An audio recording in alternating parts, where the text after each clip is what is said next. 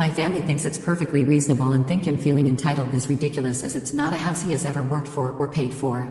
Some of our friends think it's not fair to him. Thoughts? I broke someone's heart horribly and I regretted he was the first guy to really treat me right, but I hated, still do, myself and relied on the intoxicating emotions of the chase to drown out all the bad feelings, all the numbness. Once the shit came back I felt myself draw away from him, and after I jumped out of the relationship, I jumped into another one with an acquaintance that I was getting to know around a week later. I feel bad, even though we were only together for a month I can't help but to feel like shit. I know I was in the wrong. I know I hurt him horribly. I just wish I didn't. I wish I could rewind time, even though I can't. I know I'm currently incapable of being in a healthy relationship from that, but I wish someone as good as him didn't have to suffer for me to realize that I'm a dumbass. I want to heal and now I know what not to do, but I just want to make him smile more again, have his eyes on me more again. I can get him to laugh every now and then, but almost everything is far more sanitized than it was. Understandably so. I know he won't be reading this, but I really want to tell him that I'm sorry and that he still means a lot to me. I just know I shouldn't. I don't want to make him uncomfortable, but even still. Like, fuck, why am I like this? And please, if you have used relationships, or tried to drown out all of the shitty feelings inside like I have, please stop. You're just gonna cause so much unnecessary pain. I just realized it now and got out of a relationship before stuff went sour. But thank you to the one I broke the heart of for showing me kindness and compassion in both past and present. You are a saint and only deserve the best. When do cameras in the home start to get creepy? Or when are they a mechanism for control? I, 26F, just flew home for the holidays, and I took a shower and changed in my room at my dad's house. Later on tonight, I realized there was a camera facing outside but angled so that at night, it records the reflection inside. He didn't tell me about it before I discovered it. My dad has about 4 cameras, that I know of, set up from inside the house, and they have mic capability that he claims to not use. I don't buy that for a second. He has massive control issues and it's been an ongoing problem throughout his whole life. I have lived in this situation before, and I start to feel psychologically on edge knowing that my daily actions might be watched by my dad. He lives at the top of a hill, and of a cul-de-sac in a big house in a secluded area. There's not a crime risk that would warrant usage of multiple cameras. Maybe 1 or 2 outdoor cameras? But they're all indoor, facing outside.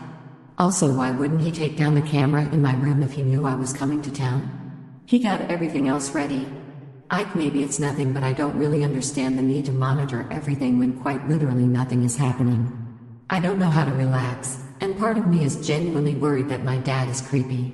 My mind goes to the worst place. This is not the first time I have felt this suspicion. Is there ever an instance where it isn't creepy? Is this normal in some homes? I know my dad is a control freak, but I really want to believe he's not a creep. Either way, I think it's harmful.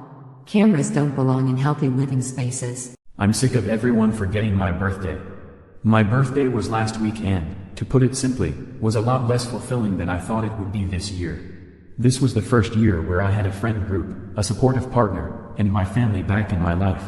I was inpatient for 2.5 weeks earlier this spring/summer, and everyone finally started to see me as a human and not something to fulfill tasks and chores. My dad gave me a card the day before my birthday with a lot of money in it. He's always been sweet and never forgets.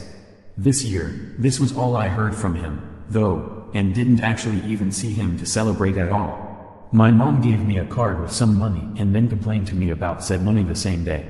My partner gave me a notebook they wrote 2 pages in for me to fill out along with a box of more notes to fill out. They want us to be able to log our memories together, and I appreciate the sentiment but genuinely expected more. They didn't get me a card or mention a cake or anything of the sort.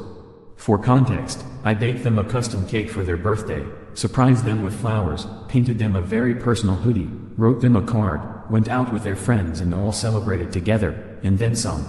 They did kindly take me out to dinner for mine and we got some cookies afterwards, but I still felt so deeply sad. My brother saw me in person and only texted me, never giving me a card or even saying anything, although I got him stuff and his children. My relatives never sent me cards or texts, although they drove hours to see my brother and gift him things.